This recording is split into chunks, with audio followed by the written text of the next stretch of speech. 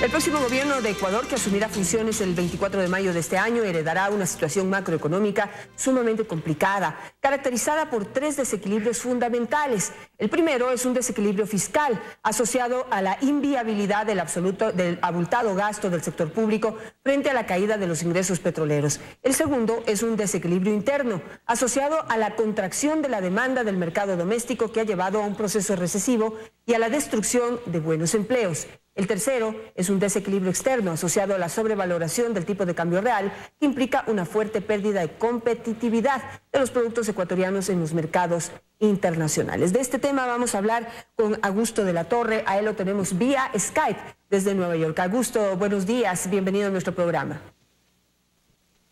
Un placer, muchas gracias por la invitación y la oportunidad. Bueno, usted ha planteado estos tres factores que conformarían la base de lo que usted denomina la trampa que asfixia a la macroeconomía ecuatoriana. ¿Nos puede explicar más en detalle y más didácticamente en qué consistiría esta trampa para la que tiene que estar preparado el próximo gobierno? Sí, claro. Mira, tú empezaste la entrevista citando el primer párrafo de un trabajo, un artículo que acabo de escribir y que acaba de ser publicado, en donde se identifican estos tres desequilibrios macroeconómicos. Estos tres desequilibrios son bastante conocidos. Se habla en la prensa del desequilibrio fiscal, la recesión y el problema del empleo también es muy conocida. Y la pérdida de competitividad externa del país también es muy sentida, hasta el punto que los ecuatorianos hacen viajes a Ipiales para hacer sus compras porque sienten que el país está caro, y los empresarios se dan cuenta que cuando comparas en dólares los salarios en Colombia con los salarios en Ecuador, Ecuador se ha quedado con salarios en dólares bastante altos y eso resta competitividad a la producción nacional. Entonces los tres desequilibrios son bastante conocidos. Yo creo que el análisis que estamos haciendo en el trabajo que tú tienes en mano añade dos dimensiones importantes. La primera es que estos tres desequilibrios son, por así decirlo, el chuchaqui después de la borrachera, porque en un sentido económico, el país vivió una bonanza que de alguna manera fue una especie de borrachera, porque esa bonanza del petróleo llevó a gasto desmedido y a imprudencias en el modo como se administraba la bonanza. Y eso repercute en el presente, el pasado nos persigue y genera estos grandes desequilibrios macroeconómicos que no se ven en países que han tenido choques adversos parecidos.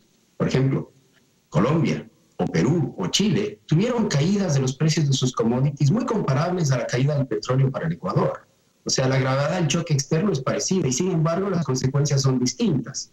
Perú administró bien su bonanza y ahora está, por tanto, en una situación de menor crecimiento, pero no grave, y no tiene que hacer ajustes traumáticos. El Ecuador vive, en cambio, de su borrachera, por así decirlo. Economista, para poder ahondar un poco más en ese concepto y referirnos a lo que se ha dicho como explicación aquí por parte del oficialismo, es que si bien hay todos estos factores externos, el que más les ha afectado es el tipo de cambio, es decir, mejor dicho, la revalorización del dólar y el hecho de que aquí tengamos precisamente esa moneda dura que no ha permitido devaluar la moneda como sí lo han podido hacer tanto Perú como Colombia. ¿Cómo ve usted ese factor como causante de lo que estamos viviendo en este momento? No, la dolarización no es la causa del problema. La causa del problema es esta combinación de un choque externo fenomenal después de un boom extraordinario con un mal manejo durante la bonanza. El tema es que la dolarización sí es una restricción que limita el espacio de maniobra para salir del problema. Eso no se puede negar. Pero también el converso es correcto. Durante la bonanza, la dolarización le dio al Ecuador mucha mayor competitividad externa que a los países vecinos. Competitividad que, sin embargo, el Ecuador no logró aprovechar, porque tenía un modelo económico que no estaba orientado a los mercados internacionales, estaba orientado a venderle cosas al gobierno y al mercado local, y por tanto desaprovechó el momento que la dolarización le creó con mayor competitividad externa.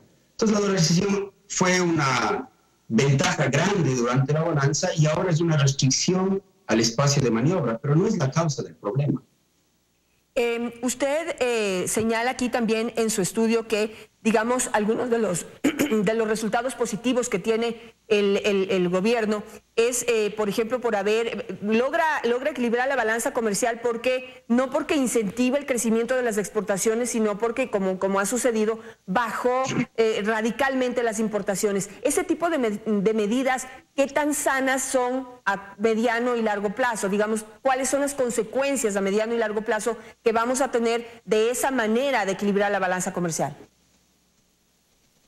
Mira, esa es una manera desesperada de enfrentar el problema externo. El problema externo, que tiene sus orígenes que ya habíamos conversado y que agrava el problema de competitividad externa, naturalmente lleva a un déficit. Y entonces, para corregir ese déficit tienes que hacer correcciones fundamentales a la competitividad del país. Las barreras a las importaciones, la recesión que se ha generado como resultado de la caída de la demanda son maneras de frenar las importaciones, pero no son las más saludables, porque son maneras que nos mantienen todavía en un equilibrio muy malo, con un crecimiento muy bajo, con destrucción de empleo y con poco espacio para salir hacia el futuro con mayor crecimiento. Entonces hay que entender el problema como un problema de una trampa en donde están operando tres tenazas: el desequilibrio fiscal, la recesión y la falta de competitividad externa. Y hay que corregir los tres desequilibrios de una manera ordenada y vigorosa para tratar de salir de la trampa. El problema que yo veo es que la gente tiende a fijarse solo en uno de ellos. Y hay mucha gente que piensa que, por ejemplo, si se corrigiera el problema fiscal, de pronto vamos a estar creciendo pasado mañana, lo cual no tiene sentido. Uno puede corregir el problema fiscal, pero si el problema de competitividad externa sigue ahí, el crecimiento y la inversión no se van a producir. Uno puede tratar de corregir la competitividad externa con ciertas medidas, pero sin embargo eso no quiere decir que se corrija el problema fiscal. Y digamos, la naturaleza de la trampa es que las tres tenazas se refuerzan la una a la otra, y por tanto medidas aisladas, medidas parciales, medidas marginales o incompletas no nos van a ayudar a salir bien. Y a mí lo que me preocupa es que estamos hablando muy poco de esta situación. El nuevo gobierno va a heredar esta situación súper complicada. Quien quiera que gane va a tener estos grandes problemas. Y allí, lo que va a diferenciar a algún gobierno. Augusto, economista, allí mi siguiente pregunta. Digamos, en economía, que en determinado momento como el actual, por ejemplo, ya no sé si se le pueda meter ideología ahí. ¿Cuál es la salida o cuál es la receta para salir de esta trampa, o cuál es el camino para salir de esta trampa? Usted en su estudio manifiesta que en este momento estamos como en un círculo vicioso en donde el déficit fiscal, y cito lo que usted dice, desincentiva la inversión, agravando la recesión, expande el endeudamiento, agrava la sobrevaloración del tipo de cambio real. Es decir, ahorita estamos patinando en algo que necesita, no sé si de medidas radicales, y quisiera que las explique, porque cuando uno dice medidas radicales, uno ya inmediatamente piensa en un golpe al bolsillo del pueblo demasiado fuerte. Ya lo hemos vivido y no quisiéramos volverlo a vivir. ¿O es inevitable? ¿Qué nos puede decir usted, economista? Mira, el chuchaqui es una realidad del que se emborrachó. Eso no tiene ideología. Y hasta ahora los economistas no hemos encontrado una política económica que le alivie al chuchaqui cuando alguien se emborracha. Entonces es una realidad objetiva, innegable, va a estar presente, no importa quién gane. Es la diferencia entre los dos candidatos, o sea, en la capacidad de gestionar, de liderar y de explicarle a la población la realidad económica en la que vivimos, que es una realidad complicada y que por tanto va a requerir un esfuerzo de toda la sociedad. Un esfuerzo de toda la sociedad, quiero decir, no solo de los trabajadores, también de los empresarios, no solo de los hogares, también del sector público, no solo del sector público, también del sector privado, para poder generar el tipo de acción coordinada que se requiere para salir de esta trampa. El tema es que eso no tiene ideología. Las restricciones macroeconómicas están ahí independientemente de si eres un partido de derecha o de izquierda. Lo que va a diferenciar a los dos candidatos es cuál de los dos candidatos tiene mayor capacidad de ensamblar equipos económicos profesionales que puedan diseñar un buen programa económico, que tenga la pedagogía para explicarle al país la realidad económica en la que vivimos y que pueda liderarle al país en la acción colectiva que se requiere para liberarnos de este problema. En el fondo, la liberación de la trampa va a depender de qué tan rápido responde la inversión privada al programa económico. Si no hay una respuesta rápida a la inversión privada, vamos a estar sumidos en una recesión que va a durar 2 o 3 años. Recordemos que ahora el país está con una economía que se contrae más o menos a 2,5% por año. Nuestra economía se está achicando, los empleos están desapareciendo, los trabajadores están viéndose forzados a dejar un buen empleo y tomar un empleo de menor calidad.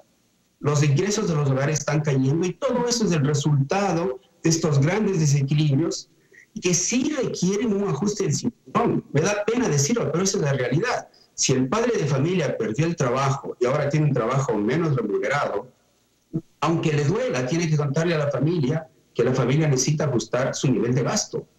No, claro, el padre de familia puede empezar a usar la tarjeta de crédito, que es lo que ha hecho el gobierno actual, para dar la apariencia de que no perdió el empleo. Pero la tarjeta de crédito no te resuelve el problema fundamental a la larga. O te consigues un mejor empleo, que quiere decir te pones a invertir y a producir, o le pides a tu familia que haga un ajuste en el consumo hasta que la situación mejore. Esa es la realidad objetiva del país. Se nos cayeron los ingresos y administramos mal la bonanza. Entonces ahora nos toca encontrar un camino para proteger los avances que hemos hecho en el pasado, los avances sociales, pero eso no implica que no se va a necesitar un sacrificio.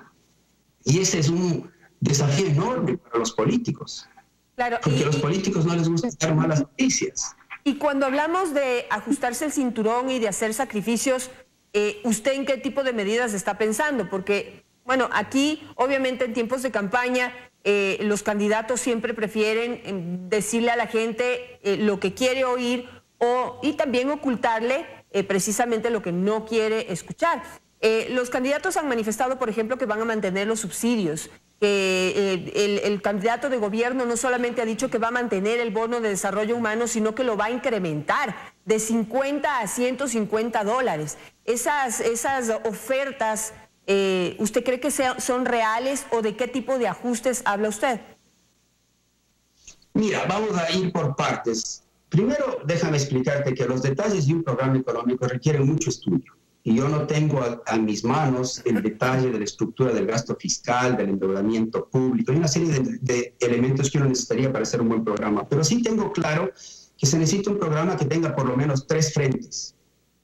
En un frente vamos a tener que tener un ajuste y una corrección fiscal importante, pero va a tener que ser gradual. No vamos a poder reducir el gasto al nivel que podemos financiar buenamente, dadas nuestras capacidades, de golpe. Porque si redujésemos el déficit fiscal de golpe, tendríamos una recesión enorme. Entonces vamos a tener que tener un ajuste fiscal que tiene que ser gradual. Como es gradual, va a tener un problema de credibilidad. Entonces vas a tener que tener un ajuste fiscal bien anunciado, bien estructurado, con objetivos claros y posiblemente con algún tipo de aval internacional para que los inversionistas, en lugar de esperar para ver si hay el ajuste fiscal o no, empiecen a invertir pronto. Entonces, la gradualidad en el ajuste fiscal me parece importante y tiene que ser bien hecho. Segundo, vamos a tener que darle al país la capacidad de competir en los mercados internacionales otra vez. Y eso va a requerir una serie de reformas difíciles. Por ejemplo, vamos a necesitar más movilidad laboral para que los recursos puedan reorientarse hacia las exportaciones o hacia la producción de sustitutos de las importaciones. Pero esta movilidad laboral requiere posiblemente una reforma laboral, que en todo país es complicada, políticamente complicada. Pero si no hacemos ese tipo de reformas, la falta de competitividad externa va a seguir generando recesión y desempleo. Entonces tenemos que enfocarnos en el empleo y eso a lo mejor requiere más movilidad y transitoriamente, posiblemente precios más bajos y salarios más bajos. Sin lo cual va a ser difícil restaurar competitividad. Y necesitamos pensar en medidas en el sector corporativo que incentiven a que las empresas puedan hacer esa transferencia de recursos hacia el sector exportable. Y eso va a requerir cambios legales, vamos a necesitar un marco de bancarrota corporativa más moderno, vamos a necesitar que la institución de responsabilidad limitada esté bien armada para que la inversión se destape, vamos a necesitar entrar en acuerdos de comercio internacional y de libre comercio con socios relevantes. Vamos a necesitar crear un ambiente para la inversión extranjera en sectores estratégicos. Y todas estas cosas van a tener que ser combinadas. Lo que pienso yo es que este tipo de programa requiere de una especie de tregua política. Vivimos en un país con tanta polarización, tanta ideologización, tanta incapacidad de conversar con objetividad y con razones y con tranquilidad sobre las realidades, que no veo cómo se puede armar un programa que nos saque de la trampa sin una tregua política. Pero lo que yo sí te garantizo es que si no nos organizamos para tomar el tipo de programa económico que vamos a necesitar, las tenazas de la trampa nos van a seguir teniendo sumidos en un círculo vicioso que eventualmente podría devenir en una gran crisis. Entonces, cuando uno habla de sacrificio, tiene que comparar con el sacrificio que la sociedad haría si no arreglamos las cosas y terminamos en una enorme crisis. Ahora, esto del tema político es realmente preocupante porque pues estamos viendo que, estamos por definir quién va a ser el presidente de la República, pero independientemente de eso ya tenemos una Asamblea Nacional que está dividida. Hay un fuerte grupo de oficialistas que llega a 75, pero no alcanza la mayoría calificada que se necesita para, por ejemplo, poder aprobar, como lo han hecho hasta ahora, como con una aplanadora, todos los proyectos que se necesitarían para arreglar los problemas, sobre todo si es que Lenín Moreno gana, es decir, alineados en esa visión. Si gana Guillermo Lasso, hay exactamente el mismo problema, porque no estamos seguros de que el oficialismo logre esos acuerdos que se necesitan con la oposición, que tengan esa madurez política para poder seguir adelante y poder aprobar los proyectos que se necesitan para flexibilizar todo el entorno, como usted lo acaba de decir, para poder aplicar los cambios que se necesitan. Es decir, en este momento estamos en un limbo y usted considera que definitivamente estamos atados y dependemos absolutamente de esos acuerdos políticos. Si no se aplica una receta, alguna receta, ¿a dónde vamos a llegar? Mira, al momento la macroeconomía está empantanada. Estamos como en un pantano del cual necesitamos salir coordinadamente. Si no nos coordinamos y cada uno se acusa al otro y uno le empuja al uno para abajo para tratar de salir para arriba, todos nos vamos a hundir. Entonces es un problema de acción colectiva el que tenemos. Los problemas de acción colectiva en economía son fascinantes porque se produce el fenómeno en que cada uno quiere que el otro haga el esfuerzo, pero uno no quiere hacer el esfuerzo. Y la gente trata de que la carga del esfuerzo se desplace lejos de uno. El problema es que si esa es la actitud que nos guía, vamos a terminar todos peor. Entonces, cuando hay problemas de acción colectiva de esta naturaleza, el peso y la responsabilidad cae directamente sobre los hombros de los políticos. Los políticos son los agentes de la sociedad nombrados para organizarnos a fin de encontrar el bien público. Si los políticos no tienen en mente el bien público, no están dispuestos a hacer compromisos que le permitan a la sociedad salir de esta trampa económica en la que estamos metidos, que es terriblemente complicada, entonces yo me temo que como en una tragedia griega, el Ecuador va a terminar en una enorme crisis. Entonces nos estamos jugando el futuro de una manera fundamental. Si no nos acostumbramos a entender la situación en la que estamos, si no nos acostumbramos a dejar de mentirnos y empezamos a ver la evidencia que existe, y entendemos la naturaleza de los problemas, y si como resultado de eso no logramos coordinar la acción colectiva, explicarle al país, tener un programa que sea equitativo en el sentido de que los que tienen más hagan el mayor esfuerzo, los que tienen menos tengan más protección y hagan menor esfuerzo. No puede ser un programa económico que caiga solo sobre los hombros de los pobres. Eso no tiene ningún sentido. Tiene que ser un programa en donde el esfuerzo sea repartido equitativamente, pero esfuerzo y sacrificio vamos a tener que hacer. Mi gran preocupación es la que dices tú. Si partimos del supuesto de que no podemos ponernos de acuerdo, entonces ya mejor cerramos las puertas, nos tomamos un whisky y esperamos a caer en la gran crisis que va a ser peor que la del 29. O sea, lo que yo quiero que los ecuatorianos tengan en mente es que si no hay organización de la acción colectiva, vamos a terminar en una crisis peor que la del 99. Me voy a quedar con eso y quisiera en ese sentido llamar la atención de la gente que nos está viendo en este momento luego del extraordinario análisis que usted está haciendo y preocupante a la vez, porque allí el papel de la sociedad es fundamental. No podemos simplemente ir a las urnas y después depositar la responsabilidad de salvar al país a los políticos que, como vemos, muy difícilmente se quieren poner de acuerdo. Priman sus intereses, sus broncas, sus resentimientos, sus aspiraciones. En fin, ya no podemos depender de ellos y ahí el papel de la sociedad activa es imprescindible. Muchísimas gracias, economista Augusto de la Torre, por estar esta mañana con nosotros. Esperamos tenerlo en otra ocasión para poder seguir analizando cuáles son las decisiones que se toman en materia económica y qué tan acertadas son. Muchísimas gracias. Muchas gracias a ti, que estés muy bien.